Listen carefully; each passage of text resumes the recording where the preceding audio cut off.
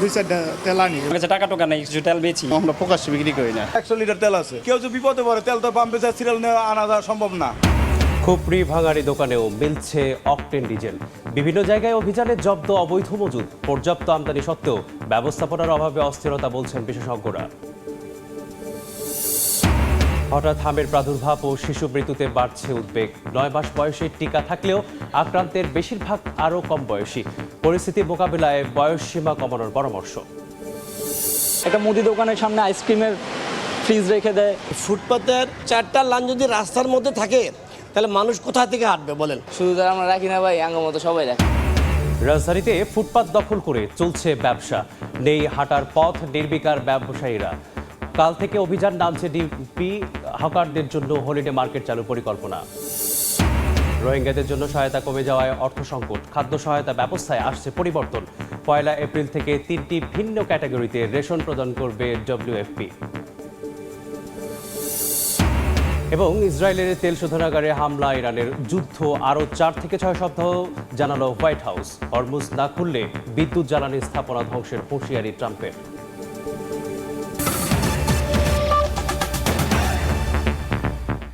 সময় সংবাদের সঙ্গে আছি আমি মিসবাহুল আলিফ। রাজধানীতে খুপরি ঘরে বিক্রি হচ্ছে অকটেন। ভাঙাড়ি দোকানে মিলছে ডিজেল।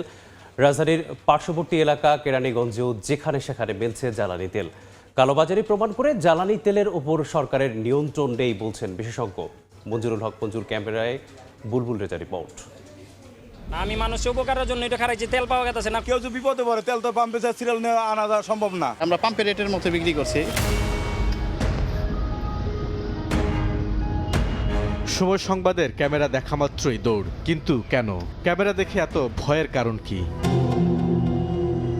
রাজধানীর বসিলা এলাকায় রোববার বেলা 12টায় প্রকাশ্যে অকটেন বিক্রি করতে দেখা যায় এই ব্যক্তিকে। ক্যামেরা দেখা মাত্রই তাই তার পালিয়ে যাওয়া। 10 মিনিট পর আবারও দেখা মেলে ওই ব্যক্তির। এবার নিজেকে আড়াল করতে মোটরসাইকেলে চড়ে দ্রুত সটকে পড়েন। বসিলা ব্রিজে ওঠার আগে একটি খুপরি দোকানে অকটেন বিক্রি হয় এমন তথ্য আছে সময় সংবাদের কাছে। সত্যতাও পাওয়া গেল। মুখে মাস্ক পরা এই ব্যক্তিকে প্রায় আধা ঘন্টা অনুসরণ করে সময় সংবাদ। দোকানের ভেতরে আরেকজন ব্যস্ত বড় গ্যালন থেকে পানির বোতলে অকটেন ভরার কাজে। এরই মধ্যে মোটরসাইকেল নিয়ে হাজির ক্রেতা। সময় টিভির উপস্থিতি টের পেয়ে তড়িঘড়ি করে দোকান বন্ধ করে তিনিও স্থান ত্যাগ করেন। কোথায় পেলেন এত অকটেন জানতে চাইলে বলেন, নারায়ণগঞ্জের একটি ডিপো থেকে প্রতিদিন তেল আনার কথা। পাম্প থেকে না খোলা বাজার থেকে? ডিপুর থেকে আনে, এরা তেল ডিপুর থেকে আনে, আমরা হইলে ওনাদের থেকে আনি। আমার এটাতে সংসার চলে। কারণ আমি ভাবলাম আমার কাছে টাকা টোকা নেই, কিছু তেল বেচি, এটার জন্যই টানলাম ভাই।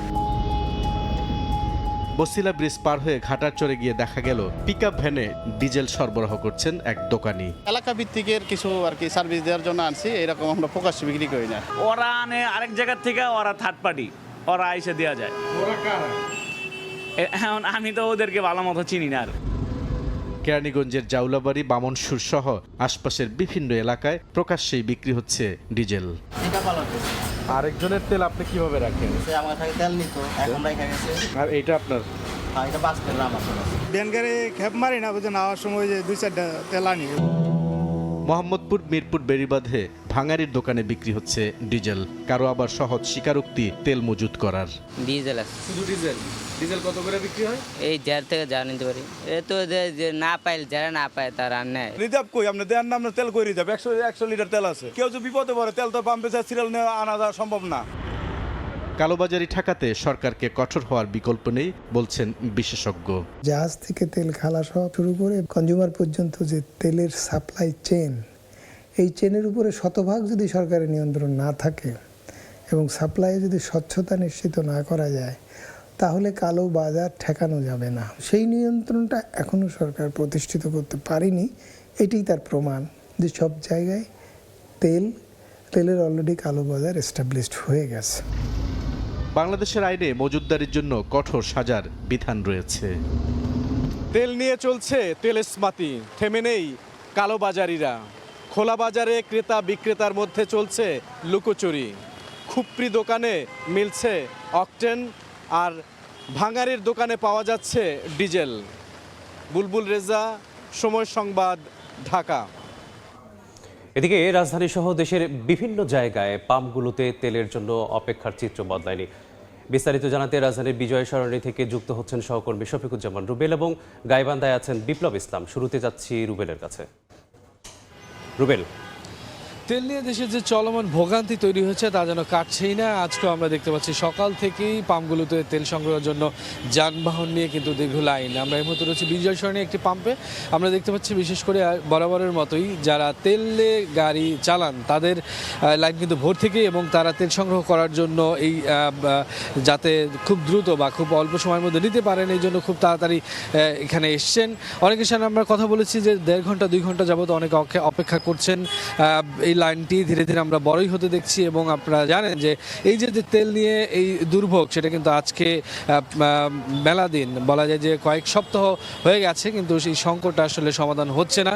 সরকারের পক্ষ থেকে বলা হচ্ছে যে তেল সংকট নেই, অতিরিক্ত তেল নিয়ে যাতে কৃত্রিম সংকট তৈরি করা না হয়। তেমনি আবার বলা হচ্ছে পাম্প যারা মালিক বা পরিচালনাকারী তাদের পক্ষ থেকে বলা হচ্ছে যে অনেক জায়গায় তেল নেই। আমরা দেখতে পাচ্ছি যে দেশের বিভিন্ন জায়গায় এই কৃত্রিমভাবে যেই অসাধু ব্যবসায়ী বা যারা রয়েছেন সংশ্লিষ্ট অনেকেই এখান থেকে আসলে তেল নিয়ে কারসাজি করারও চেষ্টা করছেন। সে বিষয়ে আমরা দেখছি সরকারের উদ্যোগ। তবে এই সংকট কৃত্রিম হোক বা সংকট হোক, সব কিছু মোকাবেলার জন্য সরকারের পক্ষ থেকে কিন্তু কঠোর অবস্থানে রয়েছে। বিভিন্ন জায়গায় অভিযান পরিচালনা করা হচ্ছে। আমরা দেখতে পাচ্ছি বেশ কয়েকজনকে আটকও করা হচ্ছে, বিভিন্ন তেলও উদ্ধার করা হচ্ছে মজুত করে রাখার। তবে পাম্পগুলোতে আসলে যে বিষয়টি একদম লক্ষণীয় সেটি হচ্ছে যে যারা বাইকার রয়েছেন বা যারা তেলে এই যানবাহনগুলো চালান তারা কিন্তু তেল নিতে দীর্ঘ সময় অপেক্ষা করতে হচ্ছে, এবং অনেক পাম্পে বলা যায় যে ট্যাঙ্ক ফুল করে তেল নেওয়াও সম্ভব হচ্ছে না। কিছু সংকীর্ণতা রয়েছে। আমরা অনেকের সাথে আসলে কথা বলছি বা বলার চেষ্টা করেছি, তারা কিন্তু বলেছেন যে পাম্পগুলোতে আসলে তেল পাওয়া যাচ্ছে, তবে সেটা দীর্ঘ সময় তাদের অপেক্ষা করতে হচ্ছে। এই সংকটটা যাতে দ্রুত কেটে যায়, কারণ এর ফলে দৈনন্দিন জীবনে ব্যাপক প্রভাব কিন্তু পড়ছে। তো সব মিলিয়ে রাজধানীর বিজয় সরণির তেল পাম্প থেকে এই ছিল এই মুহূর্তে।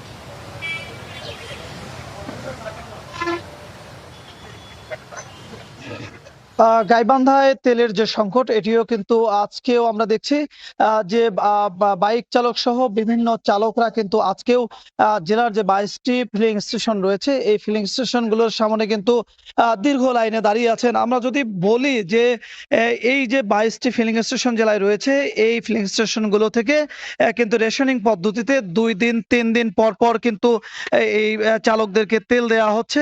আর যেদিন তেল দেওয়া হচ্ছে সেদিন আমরা কিন্তু দেখছি যে দীর্ঘ লাইনে দাঁড়িয়ে অনেকে রাতে এসে সকালে কিংবা সকালে এসে কিন্তু বিকালে কিংবা সন্ধ্যা গড়িয়ে তারা তেল পাচ্ছেন 500 টাকার।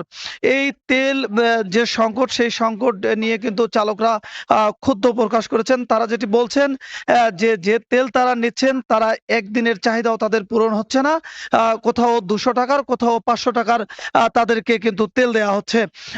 পাশাপাশি এই তেল যাতে চালকরা নির্বিঘ্নে পান এবং তেল যাতে কালোবাজারি কিংবা মজুদ কেউ না করতে পারে সেই লক্ষ্য নিয়ে কিন্তু কালকে জেলা প্রশাসন জেলার যে 22টি ফিলিং স্টেশন রয়েছে সেই 22টি ফিলিং স্টেশনে কিন্তু 22 জন ট্যাগ অফিসার নিয়োগ করেছেন। সেই ট্যাগ অফিসারের মাধ্যমে কিন্তু আমরা দেখেছি যে সকাল থেকেই তেল বিতরণ শুরু হয়েছে।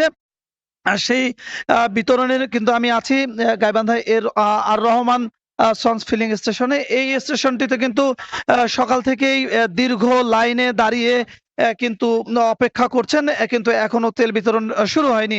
পাশাপাশি পুলিশ লাইন্স ফিলিং স্টেশন সেটিতে কিন্তু আমরা দেখেছি প্রায় দীর্ঘ 2 কিলোমিটার লাইন পড়ে গেছে।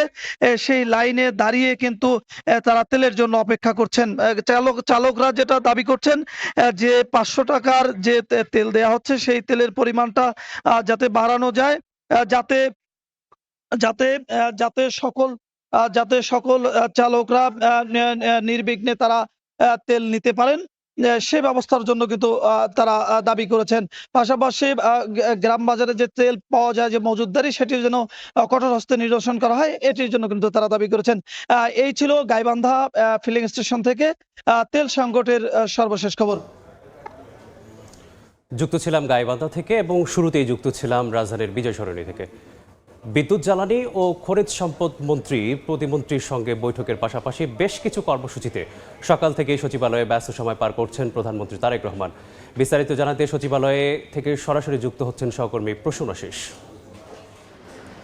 প্রসূন, দেখুন, আজ সকাল 9:25-এর দিকে প্রধানমন্ত্রী তারেক রহমান সচিবালয়ে প্রবেশ করেছেন এবং এই সচিবালয়ে প্রবেশ করার পরে মন্ত্রিপরিষদ বিভাগে মূলত সকাল থেকেই একটি বৈঠক চলছে, যেখানে বিদ্যুৎ জ্বালানি এবং খনিজ সম্পদ মন্ত্রী, প্রতিমন্ত্রী এবং শিক্ষামন্ত্রী মহোদয় সেখানে রয়েছেন বলে আমরা জানতে পেরেছি। মূলত আমি যদি একটু বলি যে বৈশ্বিক প্রেক্ষাপটে অর্থাৎ ইরানের সঙ্গে ইসরায়েলের এবং যুক্তরাষ্ট্রের যে যুদ্ধ পরিস্থিতি চলছে তারই প্রেক্ষিতে সারা বিশ্বেই কিন্তু জ্বালানি সংকট দেখা দিয়েছে এবং জ্বালানি পরিস্থিতি নাজুক অবস্থায় রয়েছে। সে অবস্থায় আমাদের দেশেও তার একটি চাপ পড়েছে, তারই প্রেক্ষিতে মূলত আজকের এই বৈঠকটি আমরা জানতে পেরেছি এবং এরই মধ্যে কিন্তু একটি আলোচনা হয়েছে জ্বালানির মূল্য সমন্বয় করা হবে কিনা এবং জ্বালানি মূল্যটি পর্যালোচনা করবে সরকার। তারই প্রেক্ষিতে বিভিন্ন দপ্তরকে এবং বিভিন্ন মন্ত্রণালয়কে মূলত গত কয়েকদিনে এই জ্বালানি সাশ্রয় কিভাবে করা যায় সে ব্যাপারে একটি নির্দেশনা দেওয়া হয়েছিল। বিভিন্ন দপ্তর থেকে তারা বিভিন্ন ধরনের কৌশলের কথা জানিয়েছে, বিভিন্ন পরামর্শ দেওয়া হয়েছে। তারই ভিত্তিতে মূলত আজকের এই বৈঠকটি, অর্থাৎ জ্বালানি সাশ্রয় কিভাবে করা যাবে এবং জ্বালানি মূল্য বৃদ্ধি হবে কিনা নাকি মূল্যটি সমন্বয় করা হবে কিনা এই ব্যাপারে একটি চূড়ান্ত নির্দেশনা আসবে। সেখানে শিক্ষা একটি বড় জায়গা, অর্থাৎ সারা দেশের শিক্ষা ব্যবস্থার সঙ্গে একটি যুক্ত। এই স্কুল কলেজগুলো অনলাইনে ক্লাস হবে কিনা এরকম একটি আলোচনাও চলছে এবং সরকারি ছুটি বাড়ানো হবে কিনা সেরকম একটি আলোচনা চলছে। তো এই মুহূর্তে বৈঠকটি চলছে, বৈঠকের পরে হয়তো আমরা বিস্তারিত তথ্য জানতে পারবো জ্বালানি প্রতিমন্ত্রী বা মন্ত্রীর মাধ্যমে, তখন হয়তো তথ্যগুলো জানিয়ে দিতে পারবো। এই ছিল সচিবালয় থেকে প্রধানমন্ত্রীর সঙ্গে আজকের এই গুরুত্বপূর্ণ বৈঠকটি নিয়ে সবশেষ তথ্য। যুক্ত ছিলাম সচিবালয় থেকে। দেশে হামের প্রাদুর্ভাব প্রতিরোধে 9 মাস বয়সের টিকা থাকলেও আক্রান্তের অধিকাংশই কম বয়সী শিশু। এমন পরিস্থিতিতে টিকা কার্যক্রমের বয়সসীমা কমিয়ে 1 মাসের বিশেষ ক্যাম্পেইন করার পরামর্শ জনস্বাস্থ্য বিশেষজ্ঞের। বলেন, রোগ প্রতিরোধ ক্ষমতা বাড়াতে সচেতন হতে হবে গর্ভাবস্থায়ও। মনির হোসেনের রিপোর্টে থাকছে বিস্তারিত। দেশের 10 জেলায় হঠাৎ হামের প্রাদুর্ভাব। 30 মার্চ পর্যন্ত সারা দেশে শনাক্ত 764 জন। ঘটেছে মৃত্যুর ঘটনাও। সাধারণত হাম প্রতিরোধে জন্মের 9 থেকে 15 মাসের মধ্যে শিশুদের দেয়া হয় টিকা। তবে আশঙ্কার বিষয়, হামে আক্রান্ত হয়ে হাসপাতালে ভর্তি হওয়া শিশুদের 60%ই 9 মাসের কম বয়সী বলে জানান চিকিৎসকরা। আমরা আমাদের রোগীগুলোকে অ্যানালাইসিস করে দেখেছি যে আমাদের রোগীগুলোর প্রায় 60 থেকে 70% রোগী হচ্ছে 9 মাসের আগেই হাম হয়েছে। তার মানে তারা তাদের জীবনের প্রথম যে হামের টিকা সেটা এখনো পর্যন্ত পায়নি। সংক্রামক ব্যাধি হাসপাতালের এই চিকিৎসকের পরামর্শ 6 মাস থেকে হামের বিকল্প টিকা দেয়ার। যখন এরকম আউটব্রেক হয়, প্রাদুর্ভাব দেখা দেয় অথবা অতি ঝুঁকিপূর্ণ এলাকাতে হামের বিকল্প একটা টিকাদান সূচি আছে, সেটা হচ্ছে যে 9 মাস বয়সের জায়গায় আমরা 6 মাস বয়স থেকে হামের টিকা দিতে পারি। তো এই ধরনের আউটব্রেক চলা অবস্থায় যারা নীতি নির্ধারণ করেন তারা হয়তো বা এই ডিসিশনটা নেবেন যে এখন আমরা ওই পর্যায়ে আছি কিনা যে আমরা 6 মাস বয়স থেকেই টিকাটা দিব কিনা। জনস্বাস্থ্য বিশেষজ্ঞরাও বলছেন, দেশে পরীক্ষিত আছে 6 মাসের শিশুদের হামের টিকা দেওয়ার বিষয়টি। তাই অবস্থা অনুযায়ী প্রয়োজনে বয়সসীমা কমিয়ে আনার পরামর্শ তাদের। এটা সম্ভব এবং এটা নিয়ে গবেষণাও আছে, আমাদের দেশেই গবেষণা আছে, আইসিডিবি গবেষণা করেছে। তারা ওই 6 মাসের বয়সের বাচ্চাদের টিকা দিয়েছে এবং সেটা সন্তোষজনক যে 6 মাসের টিকা দেওয়া যায়। সুতরাং সেটাই আমাদের এগোতে হবে। শুধু টিকার বয়সসীমা নয়, কম বয়সে হামে আক্রান্তের প্রাদুর্ভাব কমাতে গর্ভাবস্থায়ও মায়েদের সচেতন হওয়ার পরামর্শ এই বিশেষজ্ঞের। বিভিন্ন হাসপাতালে যে 9 মাসের নিচের বাচ্চারা আক্রান্ত হচ্ছে, এই যে আক্রান্ত হচ্ছে তার মানে হলো তাদের মধ্যে ইমিউনিটিটা কমে গেছে এবং এই ইমিউনিটিটা আসে মা থেকে। তার মানে তারা মা থেকে ইমিউনিটিটা পাচ্ছে না, প্রতিরোধ ক্ষমতাটা না পাওয়ার ফলে তারা সাসেপ্টেবল, তারা এই রোগের ঝুঁকির মধ্যে আছে। সোমবার স্বাস্থ্যমন্ত্রী জানান, এপ্রিলের প্রথম সপ্তাহ থেকে হামের টিকার সরবরাহ শুরু হতে পারে। আমরা টিকা আনার জন্য 604 কোটি টাকা বরাদ্দ করেছি। মিনিস্ট্রি অফ ফিনান্স কমিটিতে সেটা পাস হয়েছে। দ্রুত গতিতে ইনশাল্লাহ আমরা ভ্যাকসিন আনবো। আমরা ভ্যাকসিনেশনের জন্য আমরা কাজ করব।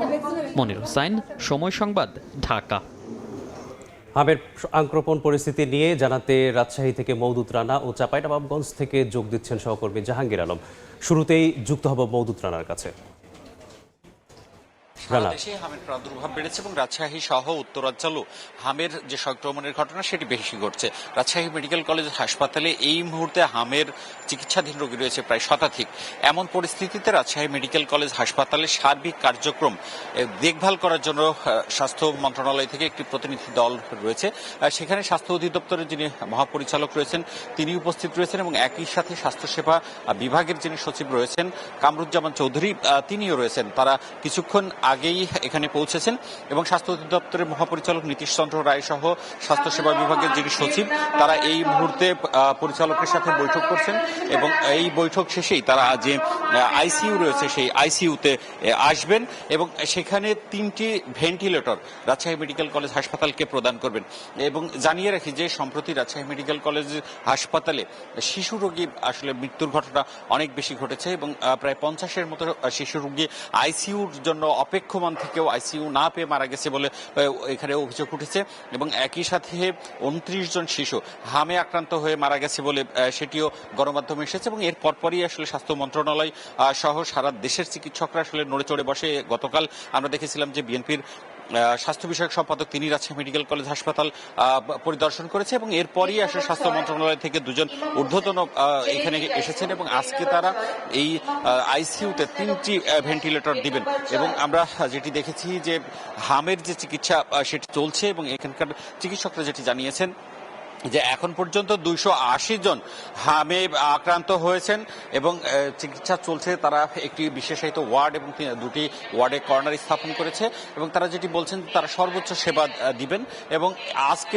গত 24 ঘন্টায় 91 জন হামে আক্রান্ত হয়ে রাজশাহী মেডিকেল কলেজ হাসপাতালে ভর্তি হয়েছে। আমরা হামের আরও খবর জানবো, সেটি পার্শ্ববর্তী জেলা চাঁপাইনবাবগঞ্জে, সেখানকার পরিস্থিতি জানাবেন সহকর্মী জাহাঙ্গীর।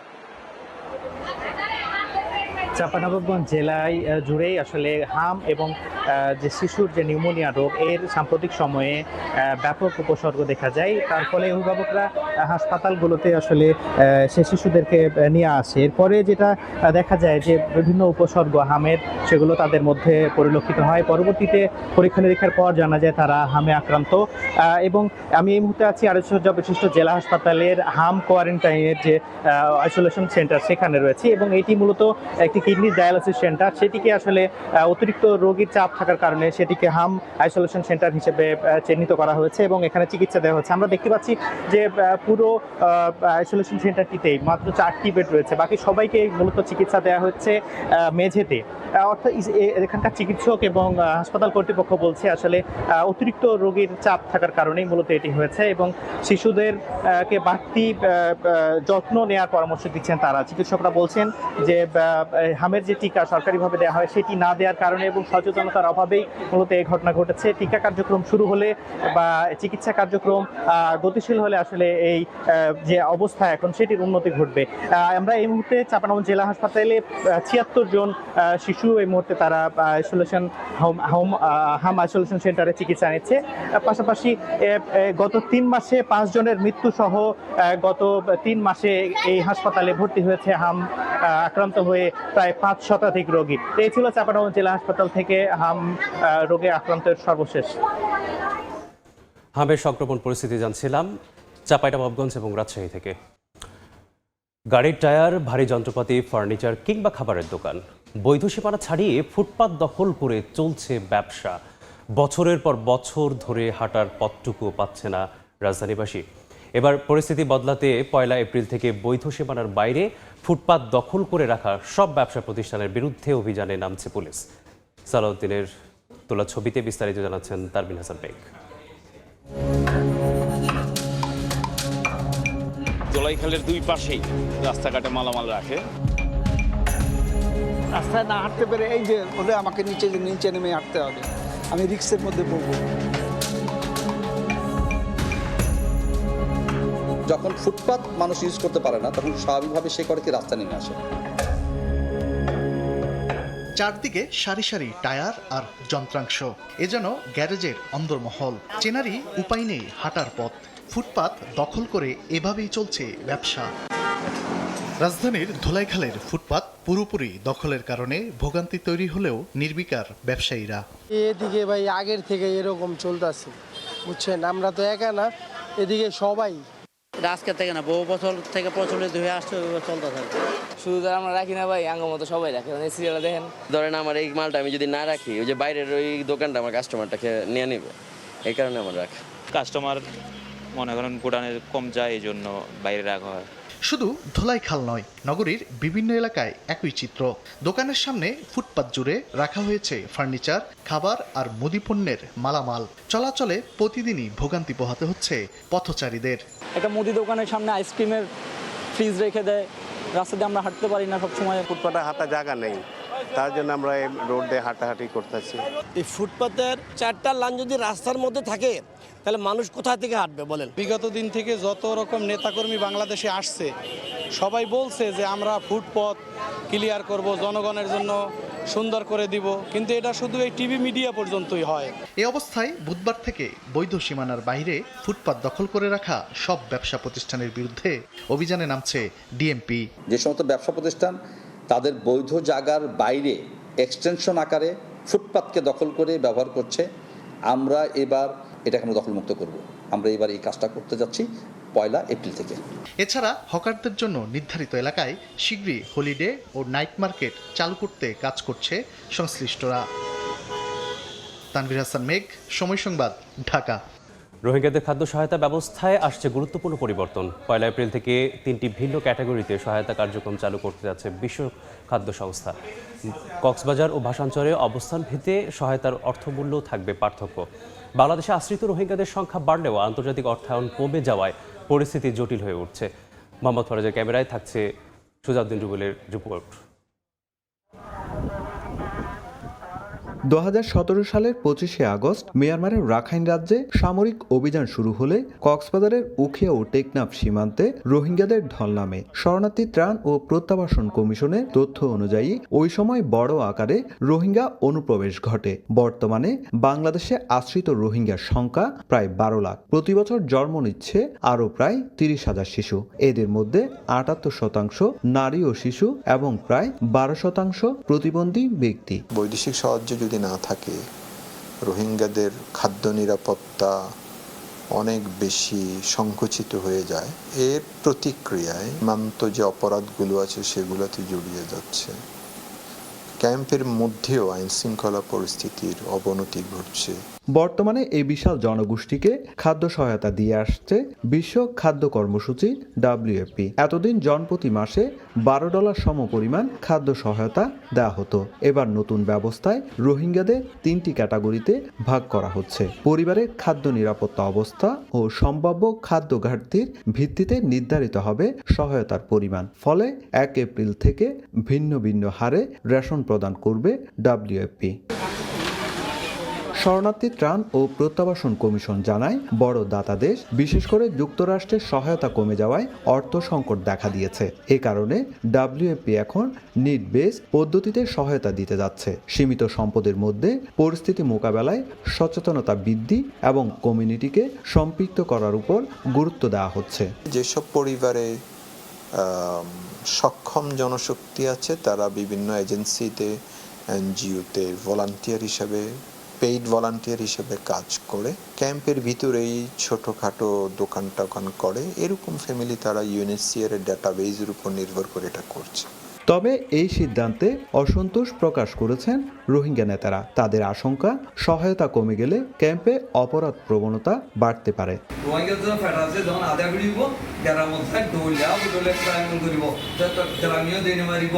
বর্তমানে কক্সবাজার ও ভাসানচরে 33টি ক্যাম্পে অন্তত ঘনবসতিপূর্ণ পরিবেশে বসবাস করছে রোহিঙ্গারা। এর মধ্যে সবচেয়ে বেশি রোহিঙ্গার অবস্থান কক্সবাজারের উখিয়া এলাকার ক্যাম্পগুলোতে।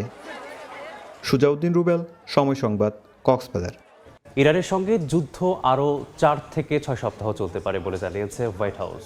হরমুজ প্রণালী না খুললে ইরানের বিদ্যুৎ ও জ্বালানি স্থাপনা ধ্বংসের হুঁশিয়ারি দিয়েছেন ডোনাল্ড ট্রাম্প। ওয়াশিংটনের যুদ্ধবিরতি প্রস্তাবকে অযৌক্তিক বলে দাবি করছে তেহরান।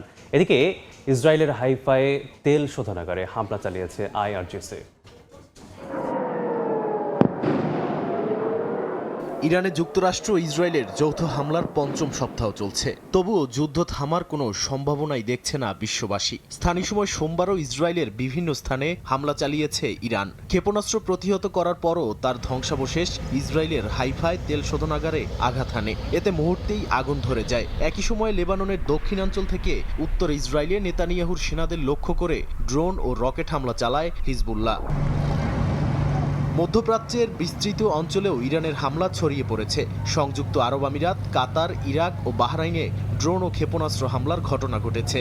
দুবাই উপকূলে একটি তেলবাহী জাহাজে আঘাত লেগে আগুন ধরে যায়, যদিও সবাই নিরাপদে উদ্ধার হন। ইরান জানিয়েছে তাদের অনুমতি ছাড়া হরমুজ প্রণালী দিয়ে কোনো জাহাজ চলাচল করতে পারবে না। এতে বৈশ্বিক জ্বালানি সরবরাহে বড় ধরনের ঝুঁকি বাড়ছে। পাল্টা জবাবে ইসরায়েল ও যুক্তরাষ্ট্র ইরান এবং লেবাননে একাধিক হামলা চালিয়েছে। তেহরানে জ্বালানি স্থাপনা ও অবকাঠামো লক্ষ্য করে বিমান হামলা হয়েছে। অন্যদিকে লেবাননের দক্ষিণাঞ্চলে ইসরায়েলের আক্রমণে 1000-এর বেশি মানুষ নিহত হয়েছে বলে জানানো হয়। মার্কিন প্রেসিডেন্ট ডোনাল্ড ট্রাম্প একদিকে কূটনৈতিক সমাধানের কথা বললেও অন্যদিকে ইরানের জ্বালানি ও বিদ্যুৎ অবকাঠামো ধ্বংসের হুমকি দিয়েছেন। মার্কো রুবিও বলেছেন, যুক্তরাষ্ট্র দ্রুত সামরিক লক্ষ্য অর্জন করে যুদ্ধ শেষ করতে চায় এবং কূটনৈতিক পথ খোলা রেখেছে। হোয়াইট হাউসও জানিয়েছে আলোচনা এগোচ্ছে, তবে প্রয়োজনে কঠোর পদক্ষেপ নেওয়া হবে। অন্যদিকে ইরান সরাসরি আলোচনার কথা অস্বীকার করে বলছে তারা শুধুমাত্র প্রস্তাব পেয়েছে মধ্যস্থতাকারীদের মাধ্যমে। ইরানি কর্মকর্তারা হরমুজ প্রণালী নিয়ন্ত্রণে রাখার হুঁশিয়ারিও দিয়েছেন। একই সঙ্গে পাকিস্তান সহ বিভিন্ন দেশ কূটনৈতিক উদ্যোগ জোরদার করেছে এবং বলছে উভয় পক্ষের মধ্যেই আলোচনায় বসার আগ্রহ রয়েছে। বিশ্লেষকদের মতে যুদ্ধ কূটনীতির এই ধারা মধ্যপ্রাচ্যের ভবিষ্যৎকে অনিশ্চয়তার মুখে ঠেলে দিচ্ছে। নাদিম মারজান, সময় সংবাদ। এশিয়ান কাপ বাছাইয়ে নিজেদের শেষ ম্যাচে আজ সিঙ্গাপুরের চ্যালেঞ্জ নেবে বাংলাদেশ। হোম ম্যাচে হারলেও অ্যাওয়ের ম্যাচে জয় দিয়ে শেষটা রাঙাতে চান কোচ হাভিয়ার কাবরেরা। একাধিক ফুটবলারের ইনজুরিতে এদেশ একাদশে আসছে পরিবর্তন। ন্যাশনাল স্টেডিয়াম সিঙ্গাপুরে ম্যাচ শুরু আজ সন্ধ্যে 6টায়। একটা স্বপ্ন নিয়ে গত বছর 25 মার্চ মেঘালয়ের শিলংয়ে এশিয়ান কাপ বাছাই শুরু করেছিল বাংলাদেশ। হামজা শমীদদের ছোঁয়ায় বদলে যাওয়া লাল সবুজ বাছাই শুরু করেছিল ভারতের বিপক্ষে গোল শূন্য ড্র দিয়ে। এক বছরে বাছাইয়ে বাংলাদেশ খেলেছে 5টি ম্যাচ, প্রাপ্তির খাতায় যোগ হয়েছে ভারতের বিপক্ষে জয় ও হংকংয়ের মাটিতে ড্র। বাকি 2 ম্যাচে দেশের মাটিতে সিঙ্গাপুর ও হংকংয়ের কাছে হার। 5 পয়েন্ট নিয়ে 3-এ লাল সবুজ। মূল পর্ব থেকে আগেই ছিটকে গেছে হামজারা, তবুও সিঙ্গাপুরের বিপক্ষে শেষটা জয় রাঙানোর আশা বাংলাদেশের। সবশেষ ভিয়েতনামের মাটিতে 3-0 গোলে হেরেছে লাল সবুজ। সে ম্যাচে ছন্ন ছাড়া রক্ষণ ও গোলরক্ষক শ্রাবণের পারফরমেন্সে প্রশ্নের মুখে পড়তে হয়েছিল কোচ হাভিয়ার কাবরেরাকে। সে ম্যাচের ভুল ত্রুটি শুধরে নিয়ে সিঙ্গাপুর চ্যালেঞ্জ জয়ের আশা লাল সবুজের। গত বছর জুনে দেশের মাটিতে সিঙ্গাপুরের কাছে 2-1 গোলে হেরেছিল জামাল ভুঁইয়ারা। কার্ডের কারণে সে ম্যাচে খেলার রাকিব তপু নেই এবার, তবুও স্বপ্নবাজ কোচ। প্রতিপক্ষ সিঙ্গাপুর এবছর খেলেনি কোনো ম্যাচ। মার্চে ফারো আইল্যান্ডের বিপক্ষে খেলার কথা থাকলেও মধ্যপ্রাচ্য যুদ্ধের কারণে তা হয়নি। মূল পর্বের টিকিট আগেই নিশ্চিত হয়ে গেছে সিঙ্গাপুরের। শক্ত প্রতিপক্ষ মানছেন কোচ। কাবরেরার দায়িত্বকালে এটাই বাংলাদেশের শেষ ম্যাচ। চুক্তির মেয়াদ বাড়বে কিনা তা নিয়ে ভাবতে চান না কোচ।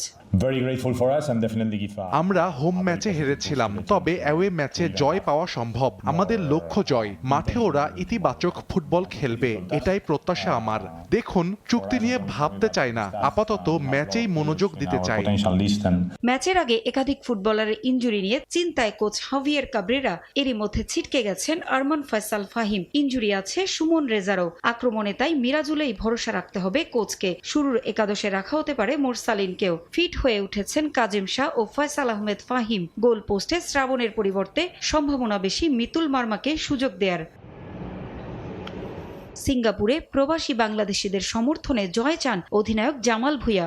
অবশ্য আমরা চাই আরো ফ্যান্স যদি আসতে পারলে তো টিমের জন্য ভালো, কারণ এখন মাত্র 6,000 টিকিট দিয়ে দিছে, কিন্তু হোটেলের সামনে অনেক ফ্যান্স মিট করছি, তো ওরা সবাই রিকোয়েস্ট করছে আরও টিকিট। তো আনফর্চুনেটলি মানে সিঙ্গাপুর ফেডারেশন দিতে পারে না। আমরা তো জানি যারা ঢুকতে পারবে না ওরা সাপোর্ট করবে, so we have them in our hearts and we will also fight for them. হামজাকে নিয়ে আলাদা কোনো পরিকল্পনা নয়, বরং সবাইকে সমান চোখে দেখছে Singapore. Most people knows him and আমরা বাংলাদেশকে সমীহ করছি, আলাদা করে হামজাকে নিয়ে ভাবছি না। আমাদের লক্ষ্য শুধুই জয়। and he's definitely a threat tomorrow. দুদল এখন পর্যন্ত মুখোমুখি হয়েছে 3 বার, এর মধ্যে 2 জয় সিঙ্গাপুরের, একটি ম্যাচ হয়েছে ড্র। পারভিন আক্তার, সময় সংবাদ।